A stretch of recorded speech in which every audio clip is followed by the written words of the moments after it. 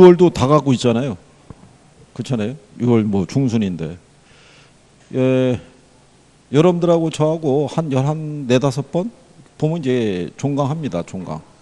그렇죠? 금방이죠. 금방. 1년. 금방 갑니다. 이거. 그러니까 저희는 1년이 빨리 가는 걸 아니까 이게 서둘러서 빨리빨리 해야 된다고 얘기하는 거고요. 만약에 지금까지 본인이 생각할 때 좀 미진했다고 생각하시면 7월 달부터 한 3개월은 올인해야 돼요. 나머지 여유 시간을 뭐 예를 들어서 생업을 종사하지 마시라 뭐 이런 건 아닌데 어쨌든 막 올인해서 투자하셔야 돼요. 그래야지만 후회 없이 뭐 어떤 결과가 나올 거 아니겠어요. 이거 설마니 이 중에 한 사람만 대표로 합격시키자 뭐 이런 건 아니겠죠. 참. 그런 불상사가 있으면 안 되죠.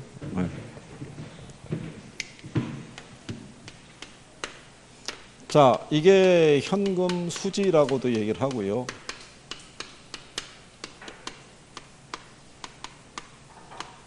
현금 흐름을 우리가 측정하는데요. 요 현금 흐름에 대한 거는요, 두 가지로 우리가 나눌 수가 있어요.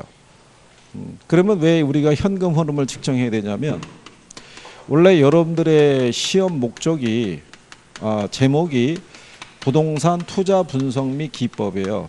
근데 요 투자 분석이라는 거를 이 현금 흐름을 기초로 이루어진다는 거예요. 제목이 지금 빠져 있는 건데, 그러면 요 현금 흐름은요, 영업 현금 흐름이라는 게 있고 매각 현금 흐름에 두 가지가 있어요. 두 가지가. 그러면 왜 두 가지를 우리가 파악을 하냐면요, 여기 만약에 부동산이 이렇게 있으면요, 이게 총 투자액이 10억짜리 부동산이 있어요. 그죠? 예. 근데 요 부동산에 투자자가 투자하면은 이 건물의 수명이 한 50년 된다고 가정할 때 50년 동안 보유하는 가정이 아니고요. 통상 한 5년간 보유하다가요, 5년 후에 얘를 팔아버린다는 가정이에요. 이렇게. 그러면 보유하는 기간 동안에 운영에 따른 어떤 현금 흐름이 발생할 거 아니에요. 임대 수익에 대한 어떤 그거를 우리가 하나 파악해야 되고요. 5년 후에 매각을 할 때 보면요, 총 투자액이 10억인데 융자를 6억을 받아서 투자했고요. 지분이라고 있는데 지분은 총 투자액에서 빌린 돈 있죠? 이런 걸 제외하고 남은 걸 지분이라고 그래요. 그냥 내 돈이라고 생각하시면 돼요. 자, 초기는 지분 4억을 넣었는데 5년 후에 얘를 매각을 할 때 얘가 10억짜리를 11억에 매각할 수도 있죠. 그럼 남는 차익도 내 지분이 이제 커지는 거잖아요. 그 다음에 나는 이 빌린 돈을 가지고 매 기간 원리금을 상환했을 거 아니에요. 그러면 이자는 공제가 되더라도 원금 상환분만큼은 내 지분이 또 늘어났을 거 아니에요. 그 흐름을 또 파악을 해야 된다는 거예요. 그죠? 그래서 두 개의 흐름을 다 파악하는데, 자, 근데 할인 현금 수지 분석법이라고 있어요. 얘는 영업 현금 흐름하고요, 매각 현금 흐름을 다 구해야지만 투자 판단을 할 수 있는 방법이고요. 또 이 어림셈법 등 같은 경우는요, 얘는 영업 흐름만 확인하면 돼요. 그러니까 매각 현금 흐름은 고려할 필요가 없다는 얘기는, 여기 있는 이 어림셈법은 1년 동안 발생하는 영업 현금 흐름만 가지고도 투자 판단 여부를 확인할 수가 있어요. 그러니까 어림셈법이 상대적으로 할인연금 수지 분석법보다는 조금 더 간단한 방법이에요. 그런데 시험에서는 똑같이 인용을 해줘요. 얘도 계산 낼 수 있고 이론 낼 수 있고요. 얘도 계산 낼 수 있고 이론 낼 수 있어요. 그죠? 그리고 이 현금 흐름 자체도 계산 문제로 나올 수도 있고 이론으로 나올 수도 있고 그래요. 그게. 자, 그러면 우리가 이 중에서 제일 중요한 건 영업 현금 흐름이에요.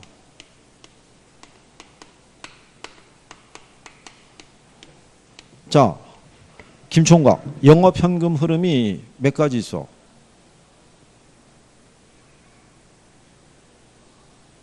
야, 그걸 어떻게 이걸 해가지고 참나 진짜.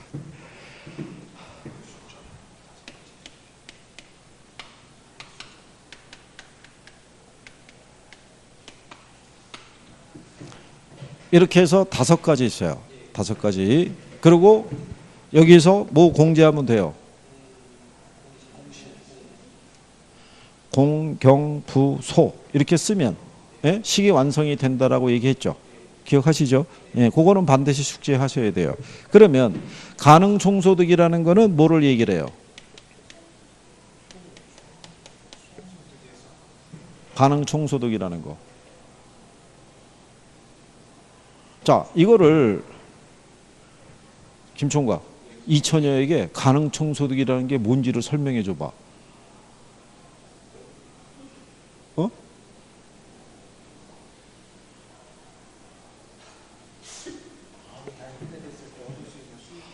아니 간혹 가다 보면은 이 중개사학원이 연기학원으로 바뀌는 것 같아. 옆에 여인하고 싸워가지고 얼굴도 쳐다보지 않고 그냥 뭐 이러고 있는 거 똑같아. 가능 총소득이 뭐야?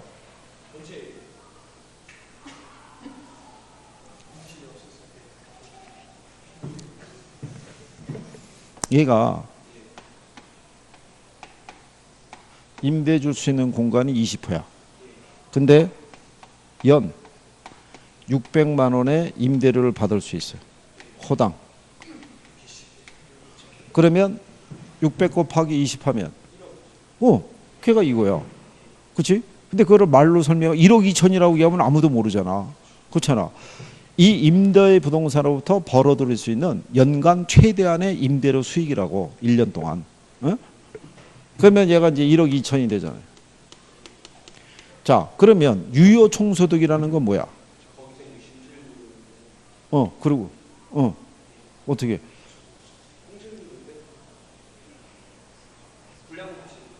그러니까 뭐 빠졌잖아.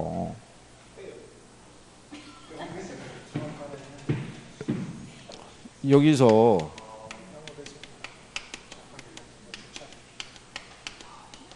공실 및 불량부채를 제하고 거기다가 뭐를 기타 수입을 더한 것을 우리가 유효총소득이라고 얘기하는 거예요. 이게 시험 지문에 나오는 거예요. 유효총소득을 설명할 때 가능총소득에서 공실 및 불량부채를 제하고 기타 수입을 더한 것을 유효총소득이라 한다. 이렇게 출제한다는 게 이렇게. 자, 통상 공실을 한 10% 준다 그러면 여기서 1200을 빼고요. 기타 수입은 없다고 가정하게 되면 얘가 1억 800이 돼요. 그럼 여기서 우리가 뭐를 공제해요? 영업 경비라는 거를 공제를 해요. 그죠? 그러면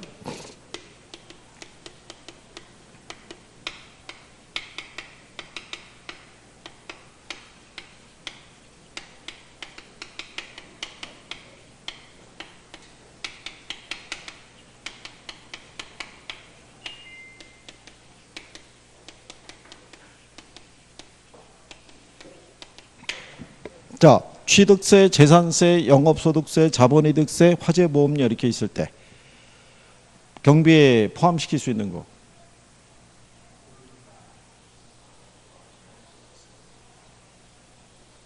아니 여기서 이 중에서 포함시킬 수 있는 게 뭐냐 그랬을 때 공부소감을 찾으면 되겠어? 그럼 답이 나와 여기서.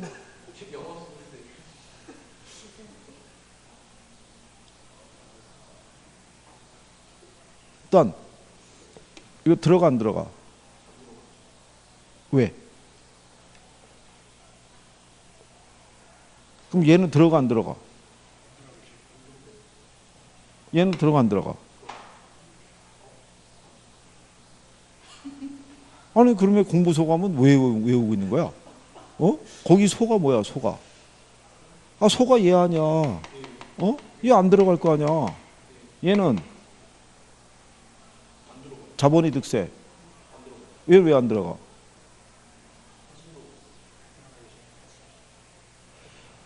화재보험은 들어가 안 들어가?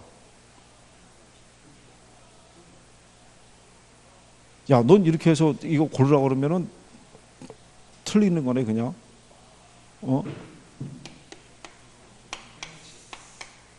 이거 세 개는 안 들어간다고. 이거는 내가 임대사업에 투자하기 위해서 부동산 취득할 때 들어가는 거니까 애초에는 이건 투자한 비용에 포함시키는 거지. 이걸 경비로 볼 수는 없지. 재산세는 보유세잖아. 내가 임대 사업을 하기 위해서 임대부동산을 보유하는 기간 중에 발생하는 세금이기 때문에 경비를 인정해주고, 이 자본이익세는 부동산을 매각을 할 때 발생한 양도소득세 개념이니까 여기서 경비 산정할 땐 당연히 안 들어가죠. 화재보험료는 들어가죠. 소멸성 보험료니까 1년을 단위로 계약갱신 들어가니까 소멸성 경비잖아요. 그죠? 네? 자, 우리가 경비할 때 늘상 공부소감 얘기해 줄 때 공은 이제 이거 얘기하는 거죠. 네? 부가 부채 서비스 얘기하고, 소가 소득세 얘기하고, 감이 감가상각비 얘기하는 거예요. 거기 맨 하단에 가면 99페이지 맨 밑에 가면은 거기 별표로 표시되어 있으면서 영업경비에 포함되지 않는 항목 이렇게 쭉 나와 있죠. 그냥 기억을 해 두시고, 여기다 이제 이렇게 해서 나왔을 때 내가 고를 수 있는지 확인을 해 봐야 된다는 얘기예요. 그죠? 예. 자, 그래서 만약에 경비가 여기서 한 800이라고 이렇게 가정하면요. 그러면 이제 순영업소득이 나오죠. 그러면 이제 얘가 1억이 나와요. 자, 그런데 여기서 발생하는 가능 총소득 있죠? 유효 총소득이 있고 순영업소득이 있죠. 이 수익은 내 지분만 넣어서 발생한 수익이 아니고 이거는 요 총투자액 있죠? 응? 그러니까 10억을 투자해서 발생한 현금 흐름이라는 거예요. 얘들은. 그러면 여기서 발생하는 순영업소득에서 자, 만약에 내가 융자를 갖다가 농협에서 받았어요. 그러면 이 1억을 가지고 누구하고 농협하고 나하고 나눠갖는 거예요. 수익이 발생하면 원리금 상환해야 될 테니까 그럼 여기서 우리는 뭐를 빼줘요? 부채 서비스액을 빼주는 거예요. 그러면 부채 서비스액이라는 게 뭐예요? 이거 부채 서비스액이라는 게 융자를 받았을 때 갚아 나가야 할 원리금 있죠. 예, 원금과 이자 있죠. 예, 이거를 합한 걸 부채 서비스액이라고 그래요. 예, 엄밀히 말하면 저당 지불액보다는 조금 더 포괄적인 용어예요. 개념은.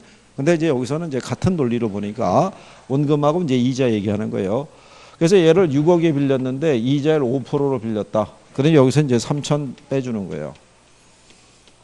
자, 그러면 1억에서 3천 농협에 줬죠. 그럼 그 나머지 얼마? 세전 현금 수지라고 있죠. 여기서부터가 지분 투자자에게 들어오는 돈이에요. 내 주머니로. 그래서 이게 7천. 그렇죠? 그 다음에 여기서 뭐를 공제해야 돼요? 자, 영업소득세의 계산은 어떻게 해요?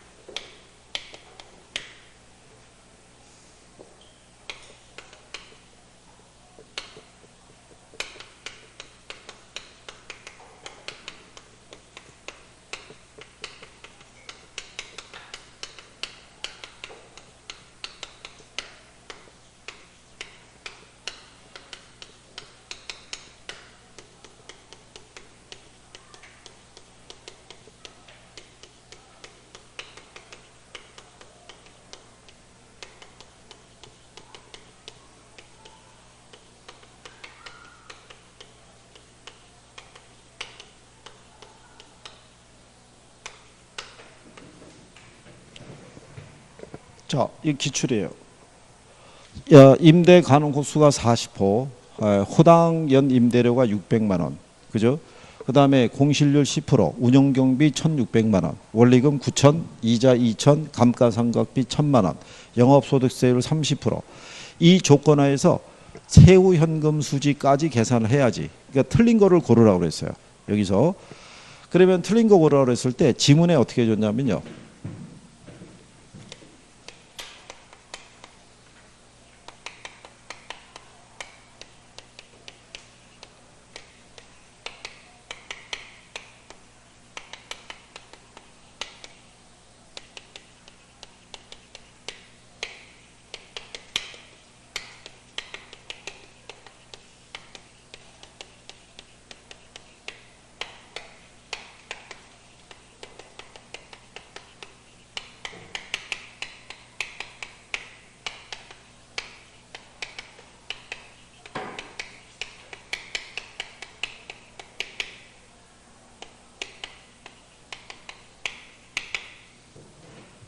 이렇게 지문 5개 주고 틀린 거 고르라고 출제한 거예요. 이렇게. 그러면 결론은 계산이 다 나와야지 할 수 있다는 얘기죠. 그렇잖아요. 그러면 가능 총소득 있죠. 자, 보면 40호잖아요. 600이죠. 4, 6에 24면은 2억 4천 나오죠.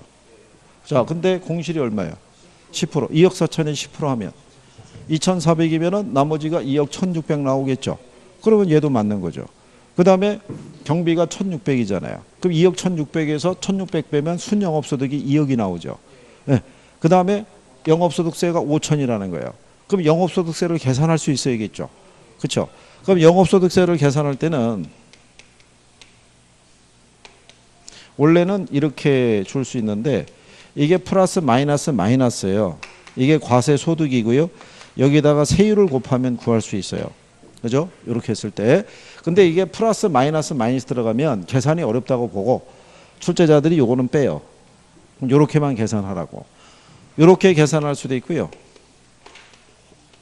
이렇게도 할 수 있어요. 요게 원금 상환분이고요. 감가상각비. 그럼 똑같이 과세소득. 여기 똑같이 세율을 곱하면 구할 수 있어요. 자, 그러면 순영업소득이 2억이죠. 이자가 얼마예요? 이자 2천 줬잖아요. 감가상각비. 2억에서 3천 빼면 1억 7천 나오죠. 예, 1억 7천에 세율 30% 하면 얼마? 5,100만 원 나오는 거예요. 그래서 답을 이걸 준 거예요. 5천을. 틀리니까. 그렇죠? 예. 그러면 세전으로 구해도 똑같은 결과가 나와요. 그죠? 그러면 이 조건에서 세전이 얼마겠어요? 여기서. 순영업소득이 2억이잖아요. 2억인데 여기 보면 원리금이 얼마예요? 9천이잖아요. 그럼 9천 빼면 남는 게 얼마예요? 1억 천. 그럼 얘가 1억 천이잖아요. 자, 근데 이 안에서 원금 상환이 얼마예요? 원금 상환이. 그 7천이잖아요. 원리금이 9천인데 이자가 2천이면 나머지가 원금 상환일 거 아니에요. 그죠? 1억 8천이죠. 감가가 얼마야? 1억 8천 1천 빼면 똑같잖아요. 똑같은 30%. 똑같은 5천 배. 그러니까 이렇게 계산하나 이렇게 계산하나 똑같다는 얘기예요. 그죠? 그런데 이게 훈련이 안 돼 있으면 이걸 찾기가 어렵고요. 그리고 제가 볼 때는 언젠가는 영업소득세를 계산하라고 한번 낼 거예요. 이런 조건으로. 내는데 틀림없이 이렇게 줄 거라고요. 그러면 일단 사람들은 당황하는 거예요. 순위값만 주거라고 해놨는데. 그렇잖아요? 근데 갑자기 얘를 기준으로 구하라고 그러면 이상해지잖아요. 거기면 틀림없이 뭐를 계산할 수 있어야 되는데. 원금 상환분을 계산할 수 있어야 되는데. 그죠? 요런 흐름인 거예요. 흐름이. 그렇죠? 자, 그래서 자, 근데 계산에 대한 거는 잘 안 해도 돼요.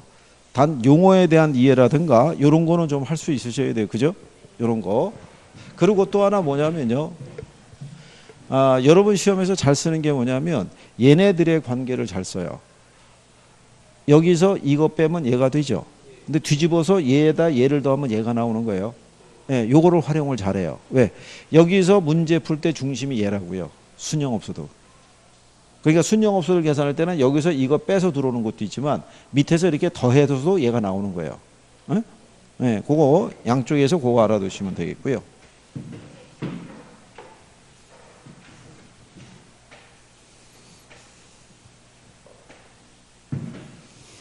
그 다음에 지분복귀액의 계산이라고 있어요. 그죠? 지분복귀액 또는 매각 현금 흐름의 계산이라고도 얘기를 해요.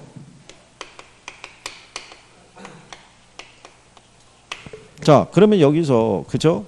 순서는 어떻게 된다고 그랬어요?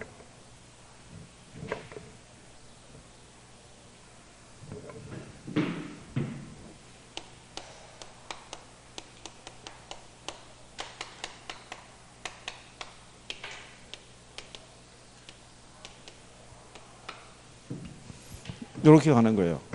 어? 글자를 따서. 요게 매도 가격이고요. 매도 경비고요. 빼면 순매도액이라고 나오고요. 여기서 미상환 저당 잔금이 있죠. 그러면 나오는 게 세전 지분 복귀액이에요. 여기서 자본이득세를 공제하면요. 그러면 세후 지분 복귀액이 나와요. 작년에 여기서 두 개 나오던 거예요. 얘를 구하기 위해서 필요한 항목이 있죠. 고르라고. 응? 여기 미상환 저당잔금은 은행부터 융자 받고 대출기간이 한 10년인데 5년 만에 매각하면은 아직 갚지 않고 남아있는 돈이 있겠죠. 그걸 처분하면 갚아야겠죠. 그죠? 그래서 요거는 가경이 하고 순미 그러면 요 사람 이름 되죠. 여기 전본후라고 그러잖아요. 얘들의 아버님 성함이 전본후라는 얘기예요. 김총각 웃지 마. 이거 오직하면 선생님 이런 거 지금 생각하고 있겠어. 이거 어떻게 하면 이거를 정리를 시켜야 할까? 그거 갖고 고민하고 있는데.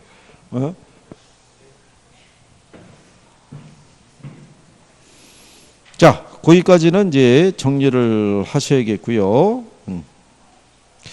그 다음에 자, 얘네를 이렇게 구하고 나면요. 우리가 이제 뭐를 대입하냐면 얘를 대입하는 거예요.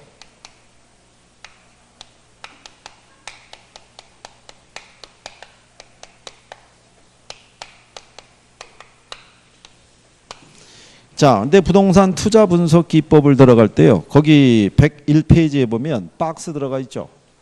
박스에 보시면 화폐 시간 가치를 고려하는 방법, 고려하지 않는 방법 이렇게 해놨죠. 예, 그럴 때 자, 화폐 시간 가치를 고려하는 방법이 있죠. 가장 대표적으로 쓰는 게 뭐 있냐면 이거예요.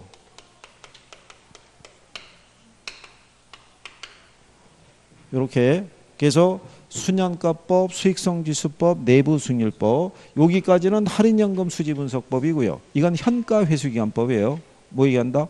현가회수기간법. 그 다음에 화폐시간가치를 고려하지 않는 방법으로는 승수법 하고요. 그 다음에 수익률 있죠. 요거는 어림셈법에서 얘기하는 거예요.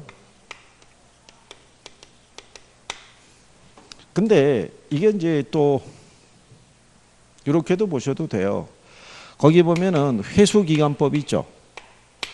회계적 이익률법이 있죠. 승수법이 이게 회수기간법이나 똑같은 거예요. 이게 그래서 여기 회 들어가는 애들이 있죠.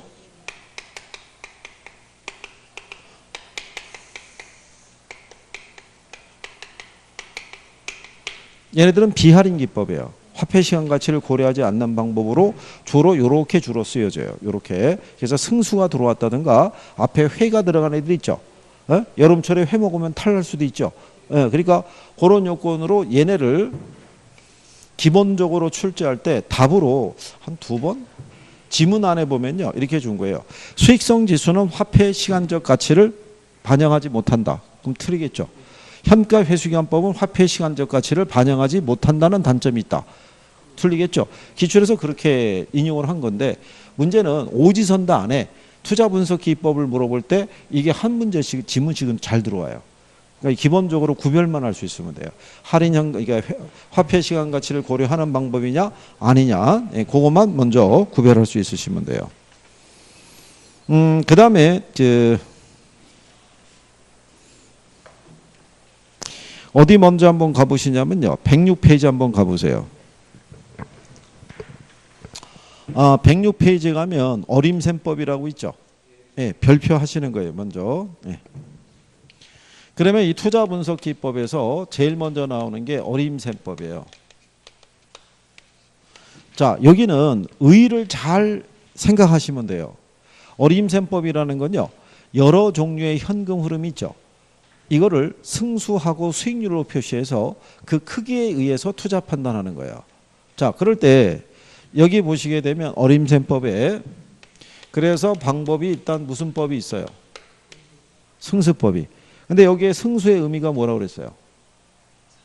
승수. 이게 회수기간이에요. 회수기간. 승수의 의미가 회수기간. 회수기간일 때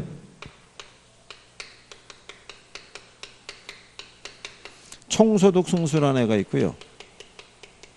순소득 승수라는 애가 있고요. 세전 현금 수지 승수 또는 세전 현금 흐름 승수라고도 얘기를 해요.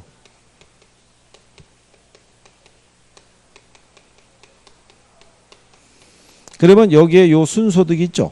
이게 순영업소득이에요. 번역을 그렇게 해서 그렇지. 그러면 여러분들이 가만히 보시면 이런 얘기죠.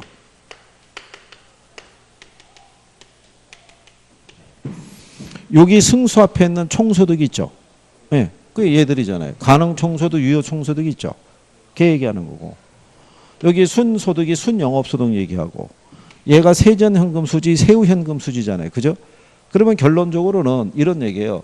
승수는 회수기간은 긴 게 좋아요? 짧은 게 좋아요? 짧은 게 좋겠죠. 그러면 얘가 이 승수값이 작아지려고 그러면 분모가 커져야 돼요. 그렇죠? 그래서 현금 흐름이 여기로 들어가요. 일로. 그런데 얘도 그러면 일로 들어가겠죠.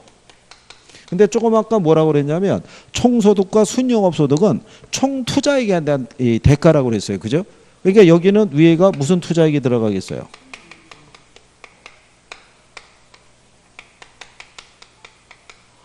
즉 이 부동산에서 발생하는 요 현금 흐름 있죠. 예, 이거를 가지고 뭐로 표시하는 거예요? 승수로. 그러면 우리 저쪽 왼쪽에 가게 되면 부동산에 총 투자한 돈이 10억이라고 그랬어요. 그죠? 근데 우리가 가능 총소득을 기준하게 되면 가능 총소득이 1억 2천이에요.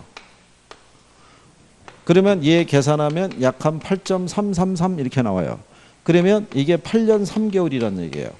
즉 이 부동산에서 벌어들이는 1억 2천 가지고 몇 년 걸리면 8년 3개월 걸리면 투자한 돈을 다 회수할 수 있다는 거예요. 근데 여기 있는 순소득은 우리가 얼마라고, 얘는 그대로 10억이고요. 얘는 1억이라고 그랬어요. 1분의 10이면 얘가 10 나오겠죠. 그러면 여기서 벌어들이는 순영업소득 1억 원을 가지고 몇 년 걸리면 10년 걸리면 투자한 돈을 다 회수할 수 있다는 거예요. 그러면 얘네 둘은 뭐를 회수할 때까지 걸리는 기간을 구하는 거예요. 총투자액. 이걸 가지고. 그러면 총소득 승수하고 순소득 승수가 있으면 어느 게 커요? 어느 게? 얘가 크죠. 얘가 크잖아요. 그러면 여러 번 시험에 이렇게 출제하는 거예요. 동일한 투자안의 경우 순소득 승수가 총소득 승수보다 크다. 크죠? 얘가. 네. 그래서 맞는 지문으로 준 거예요. 그 다음에 두 번째로는 세전하고 세후가 있죠. 네. 얘네도 마찬가지로 요 승수 앞에 있는 세전이 일로 들어가요. 얘도 이게 여기로 들어가고. 근데 세전하고 세후는 무슨 투자액이라고 그랬어요? 지분 투자액.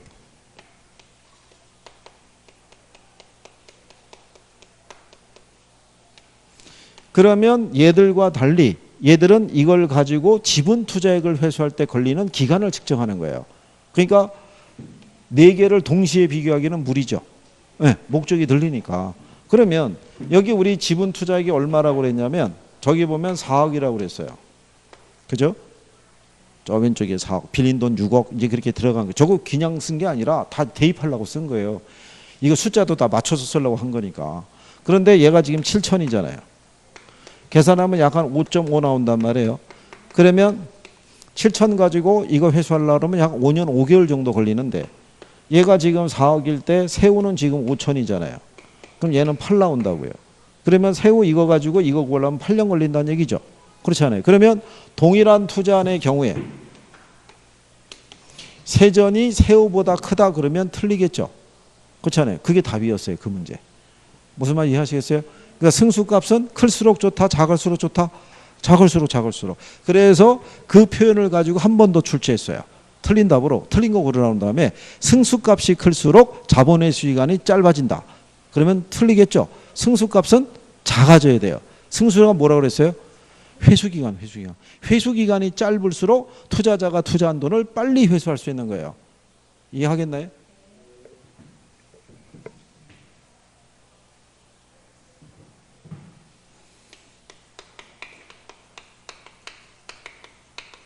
자, 그 다음에 수익률법이라고 있을 때요. 자, 그러면 승수는 회수기간을 나타내니까 얘는 작을수록 좋다고 그랬죠.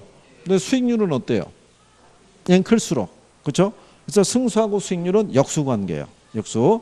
근데 역수관계에서 제일 중요한 애들이 얘들이에요.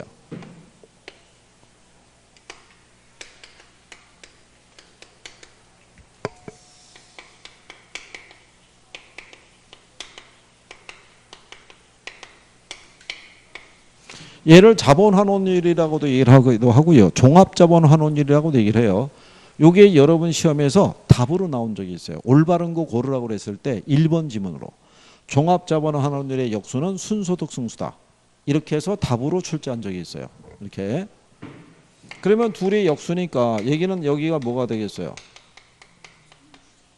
여기는 순영업소득이에요.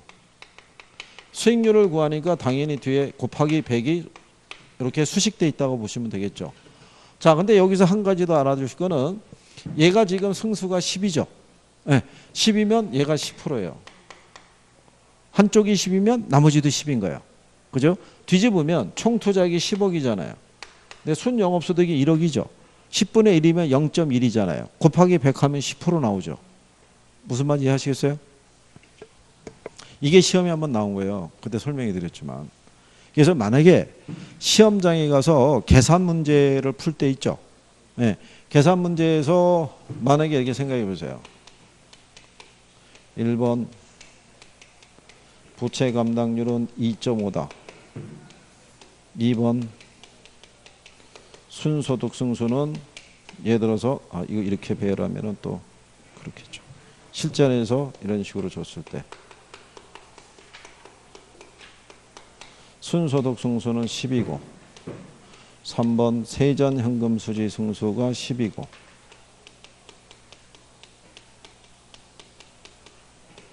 4 종합 자본 환원율 8%고 5번 유효 총소득 승수가 뭐 5고 이런 식으로 5개를 깔아주고요. 물론 조건을 주죠. 네, 조건을 준 상태에서 이렇게 주고 틀린 거 고르라고 그러잖아요. 그러면 현실적으로 생각할 때 맞는지 틀린지 알려면 계산을 해봐야 된다는 얘기거든요. 그러면 시간이 너무 많이 걸리잖아요. 그래서 그때 출제자가 답을 이걸 준 거예요. 4를. 그럼 왜 그러냐면 순소득 승수하고 종합자본환율 역수잖아요. 역수인데 얘가 10이잖아요. 얘가 10이면 얘가 10이어야 된다고요. 근데 얘를 8로 줬잖아요. 네, 그러면 얘가 10인지 아닌지를 확인할 게 필요하잖아요. 근데 공교롭게도 그때 문제가 총 투자액을 10억을 줬어요. 10억을 주고 부채 서비스액 있죠. 얘 4천 주고요. 세전 있죠. 얘를 6천을 줬어요. 그러면 우리가 뭐를 알아야지 이걸 구할 수 있냐면 순영업소득을 알아야 되는데 여기 순영업소득은 없어요. 근데 아까 뭐라 그랬냐면 여기서 이거 빼면 얘가 나오지만 거꾸로 여기에서 이거 더하면 얘가 나오는 거죠. 그렇잖아요. 그러니까는 거기서 이 부채 서비스액 4천 줬고요. 얘를 6천을 줬거든요. 그러면 여기서 4천을 뺐기 때문에 얘가 나온 거잖아요. 그럼 거꾸로 올라오면 얘가 1억이잖아요. 암산으로 수식인가 맞춰준 거죠. 출제자가. 네, 그렇게 해서 바로 4번이 답이다라는 것을 확인을 할 수 있게끔. 그러니까 한쪽이 10이, 그러니까 이 계산 문제도 요령을 줘요. 그러니까 모르는 사람은 일일이 계산을 해야 되니까 시간도 걸리고 어떻게 될지도 모르겠고 그런 사이에 넘어가는데 그러니까 혹시 만약에 이런 배열이 나오면 이제 그런 거 한번 보라 이런 얘기죠. 혹시 계산을 할 때. 자, 얘네들이 역수라는 거 알면 되고요. 그 다음에 얘하고 역수예요. 역수는 우리가 지분 배당률, 다른 말로 세전 수익률이라고 그래요. 그러니까 뒤집어지니까 여기가 지분 투자액, 여기가 세전이 되고요. 물론 얘하고의 역수는 세후 수익률이에요. 분모 분자가 바꾸기만 하면 되니까. 그래서 가장 많이 활용하는 거는 얘네들인데 일단 얘네가 제일 중요해요. 얘네가 중심이니까. 그죠? 근데 출제자들이 얘들만 이렇게 내다 보면은 요 밑으로 내려올 수 있어요. 무슨 말인지 아시겠죠? 예, 그 정도까지 정리를 해 놓으시면 승수법에서. 예. 자, 그 다음에 그 옆 페이지 가시면은 비율 분석법이라고 있죠? 예.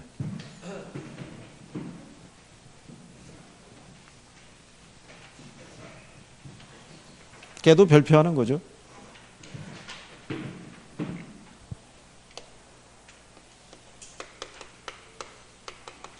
이것 여러 가지 이제 재무 비율을 물어보는데요. 가끔 여러분 시험에는 어떻게도 출제를 하냐면요. 다음은 여러 가지 재무 비율과 승수에 관한 내용이다. 틀린 거 골라라. 이렇게 줄 때가 있어요. 예? 그러니까 우리 묶어서도 줄 수 있는 거예요. 그러면 우리 지난번에 이거 했었어요. 그죠?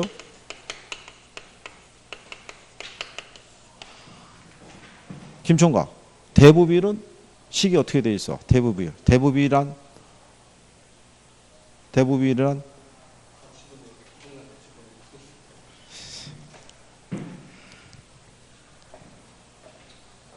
아무도 이 또 여친이 있으니 뭐 또 저기고 이천영 다음 주에는 그 옆에 앉아가지고 내 이름 대고 한 3번씩만 꼬집어줘. 그냥 멀리 떨어져 있어서 내려가기도 힘드네. 자, 그래도 우리 김총각이 근래 보면은 그래도 빠지지 않고 꾸준히 나오고 있고 그래. 인물도 훤하고 그렇지? 그래. 뭘 또 쑥스러워하긴 뭘 또 쑥스러워해. 지금 여기 또 인터넷으로 보는 사람도 궁금할 거 아니야. 어떻게 생겼는지. 그렇다고 또 우리 김총각의 사회적 지위와 체면이 있는데 이 앞으로 나오라고 그래가지고 할 수는 없잖아. 그렇잖아. 이 앞으로 나올 수 있는 경우는 합격했을 때 안녕하십니까. 제가 김총각이었습니다. 뭐 이렇게 하면은 참 얼마나 화기애애하게 마무리될 수 있겠어. 그렇지 않겠어? 그래서 내년에 그 한 여름 때 되면 그잖아 초복 중복 이럴 때 합격해가지고 수박 한 덩어리 들고 찾아오는 거야. 그래갖고 내년에 후학들에게 열심히 하시라고 그지? 수박도 좀 썰어주고 얼마나 좋아. 그렇잖아. 그렇잖아. 앉아서 그 수박 받아 먹고 있으면 되겠어? 그거 되게 민망한 상황이 될 수 있어. 그러니까 지금 왜 그렇게 얘기하냐면 자꾸 말로 뱉어봐야 짓는다고. 우리 왜 학창 시절에 보면요. 그 수업을 유하게 끌고 가는 선생님은 기억이 잘 안 나와요. 근데 물리력을 행사하는 선생님이 있죠. 그 수업은 잊어먹질 않아요. 그죠? 저도 예전에 학창 시절에 그분이 이게 오시면은 양동이에다가 물을 집어넣고 거기다 나무를 이렇게 막 몽둥이를 하나 담거나 이렇게. 예, 나무에 물이 배우면은 훨씬 그게 타격이 좋다고 그래갖고 어디서 그 아이스하키 채를 구해 오셔가지고 아이스하키 채가 어마어마한 거 단풍나무로 만들어서 엄청난 거라고 딱 놓고 있다가 수학 가르치신 분이에요. 쫙 해갖고 하다가 너 그러면 이제 끝나는 거예요 이제. 근데 그 양반의 습관이 뭐냐면 쓰고 가서 오늘 며칠이지 그러면 그 번호는 가는 거야. 그렇잖아. 김청 오늘 며칠인 줄 알아? 오늘 14일. 그럼 14일이지. 그러면 4번. 그러면 4번 때가 가는 거야. 그렇잖아. 그런데 그러고 나니까 이제 그 선생 들어오는 날짜가 있으면은 그 번호에 걸린 애들만 길을 쓰고 막 쉬는 시간 하는 거야. 그렇잖아요. 근데 갑자기 그 양반이 들어오고 어느 날은 갑자기 그런 거예요. 번호를 무시하고 여기 그럼 여기 이제 쓰러지는 거예요. 그러면서 앞에서 타작이 시작되는 거야. 이게 뭐야? 그럼 대만 퍽 뭐 이런 소리가 김총각 앞으로 점점점 다가오고 있다고 생각해봐. 놀라울 만한 집중력이 높아지는 거야. 그렇잖아. 그때를 기억해. 그때를. 이게 성인 고시니까 선생님 뭘 할 수가 없잖아. 이 분필로 뭐를 하겠어. 그렇잖아. 우리가 지난번에 이게 론 투 밸류라고 그랬죠. 투가 슬레이시라고 그랬고 그래서 L 오버 V니까 이 가치 위에 부채가 있다고 그래서 부동산 가치에 대한 융자금의 크기를 백번율로 나타낸 거잖아요. 그죠? 그죠? 그러면 김총각 이거 시험에 나왔다고 그랬지. 부채 비율. 부채 비율이란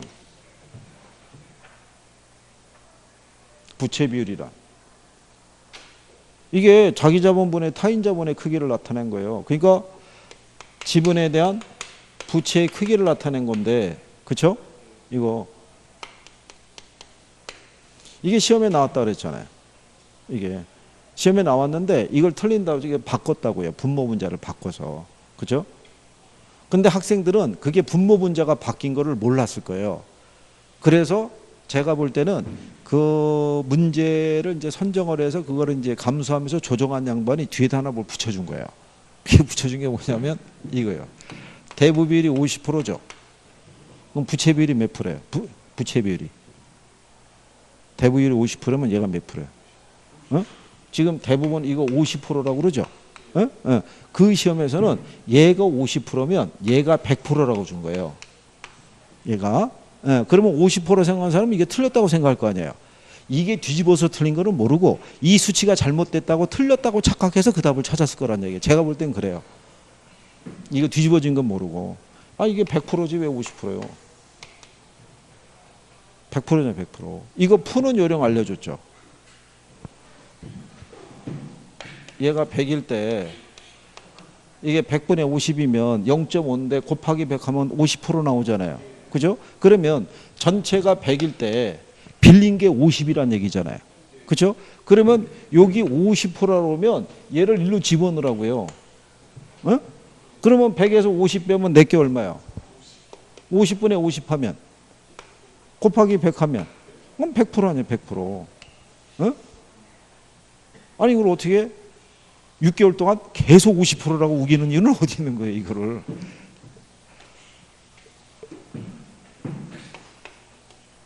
얘가 60%면 얘는 얼마? 대부분이 60%래요. 그럼 60을 어디다 두면 돼요? 위로. 그러면 100에서 60 빼면 남는 게 얼마? 그럼 40분의 60 하면 1.5죠. 곱하기 100이 있으니까 150% 나올 거 아니에요. 그렇겠죠? 그러면 자, 김총각 이거 80%래. 그렇지. 이게 80이고 여기 20이니까 나누면 4잖아요. 곱하기 100 하면 400%. 자, 마지막이야. 얘가 20%래. 어떻게 하면 돼?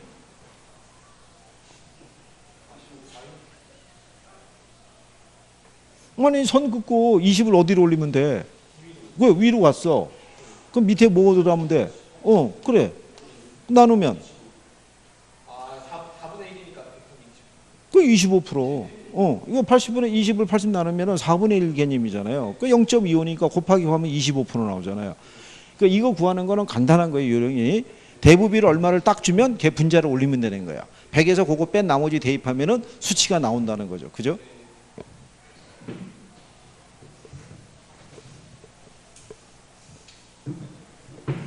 근데 한 가지 알아둘 거는요. 지금은 우리가 대부비율이 이렇게 지금 올라가는 걸 얘기했잖아요. 그 얘기는 가치가 고정되어 있는 상태에서 융자금의 크기를 계속 늘리는 걸 얘기할 수 있는데 반대 경우도 발생할 수 있어요. 반대. 그 반대 경우라는 거는 융자금을 만기 상환 저당으로 빌리는 거예요. 그러면 대출 기간 동안에 원금 상환은 없고 이자만 내는 거예요. 그럼 원금은 그대로인 상태에서 부동산의 가치가 매년 상승할 수 있어요, 없어요? 상승하게 되면 대부비율이 어떻게 돼요? 줄어들죠. 그 변화를 혹시나 물어볼 수도 있어요. 간단하게. 그러니까 그거는 내용에 대해서 한번 확인만 해보셔야 될 것 같고. 그 다음에 이제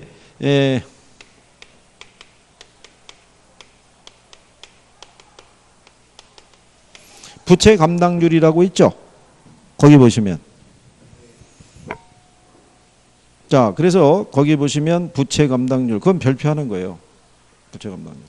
부채 감당률의 의미가 뭐라고 그랬어요? 부채 감당률. 그래. 부채 감당 능력 있죠. 융자 상환 능력을 측정해 보는 거예요. 주로 무슨 부동산? 상가 등과 같은 수익성 부동산이 있죠. 그 부동산에서 발생하는 수익으로 은행부터 빌려간 원리금을 갚을 능력이 되는지를 우리가 살펴보고요. 또 그거를 기초해서 대출금 있죠. 대출 규모를 결정해 줄 수도 있어요. 그죠? 그게 왜 벌써 한 몇 개월 됐죠? 저 위에 그 푸른 집에서 대변인 하던 양반이 노후 대비한다고 저쪽에 상가에 하나 투자했다가 대출금 때문에 그때 문제가 된 적이 있었어요. 그때 간평사가 그 상가에 담보가치 추계할 때 지하실하고 옥상에 있는 옥탑은 빼버렸어요. 임대료 줄 수 있는 공간이 아니라고. 근데 은행으로 넘어갈 때는 그것도 포함시켜서 계산한 거예요. 임대 수익이 나온다고. 그렇잖아요. 임대 수익이 크면 클수록 이거를 갚을 수 있는 능력이 커지잖아요. 그럼 그만큼 융자를 해줄 수 있는 규모도 커질 수 있다고요. 그래서 얘는 이 부동산으로부터 벌어들인 순영업소득이 있죠. 이걸로 이걸 갚을 수 있는지를 살펴보는 거예요. 그렇죠? 그러면 부채 감당률의 공식이 있죠. 공식은 저기 있죠. 가유순 전후할 때. 그렇죠? 순영업소득 밑에가 뭐예요? 빨간 걸로. 부채 서비스액이잖아요. 자, 그러면 부채 감당률이 만약에 1.5라고 나오죠. 이게 1.5라는 얘기가 무슨 의미겠어요? 1.5. 여기 있는 순영업소득이 부채 서비스액의 1.5배라는 거예요. 그러니까 시험 지문에는 거기까지 물어보는 거예요. 부채 감당률이란 순영업소득이 부채 서비스액의 몇 배가 되는지를 측정하는 개념이다. 이렇게도 나올 때 선례가 있어요. 그러니까 A라는 부동산은요, 부채 서비스액이 100만 원이고요. 근데 얘가 150이란 얘기는 100분의 150이니까 1.5겠죠. 1보다 크죠. 그럼 이걸로 이거 갚고 남는 잔여액이 있어요, 없어요? 예, 이렇게 잔여액이 있다는 의미다라고도 또 지문으로 나오는 거예요. 1보다 크다는 얘기는. 근데 반대로 얘가 100만 원인데 얘는 80만 원밖에 안 돼요. 100분의 80이면 0.8이죠. 예, 1보다 작겠죠. 예, 그러면 그만큼 어떻게 해야 돼? 이걸로 이거 갚을 수가 없죠. 오히려 마이너스가 되겠죠. 근데 이걸 갖고 이제 틀리게 바꿔주고 이제 그러는 거예요. 그러니까 부채 감당률의 의미를 알아야 되겠고요. 그 다음에 또 하나 뭐냐면 금융기관에서 돈을 대출해 주죠. 대출해 줄 때 채무 불행의 위험을 줄이기 위해서는 부채 감당률을 높이는 게 유리한 거예요. 그죠? 그러니까 1.2보다는 1.5로. 그렇잖아요. 네. 그래서 그 내용에 대해서 정리하시면 되겠고.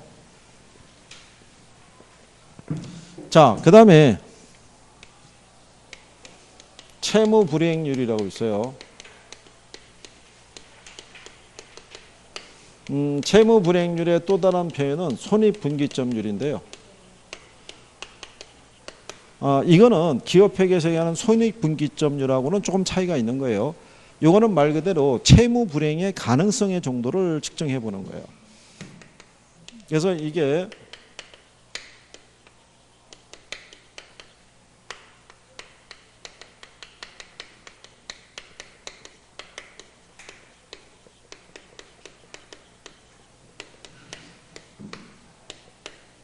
자, 이렇게 돼 있을 때요. 요거는 총 수익과 총 비용의 관계를 따져보는 거예요. 얘가 1이라는 의미 있죠. 1이라는 거는 이 부동산에서 벌어들인 수익과 비용의 크기가 같다는 얘기예요. 무슨 말인지 아시겠나요? 근데 만약에 얘가 1보다 크다는 얘기는 뭐예요? 이 부동산에서 벌어들인 수익보다는 비용이 더 크다는 얘기예요. 그러면 채무 불이행의 가능성이 크겠죠. 네. 근데 얘가 1보다 작다는 얘기는 이 부동산에서 벌어들인 수익보다 비용의 크기가 작은 거예요. 그럼 채무 불이행 가능성이 낮아진다고 할 수 있어요, 없어요? 이런 거잖아요. 여기다 해드리면 유효 총소득이 100만 원일 때 각각 50, 50 그러면은 100분의 100이니까 1 나오겠죠. 그렇잖아요. 근데 자, 얘가 100인데 얘가 150이고 얘가 50이면은 100분의 200이니까 2 나올 거 아니에요.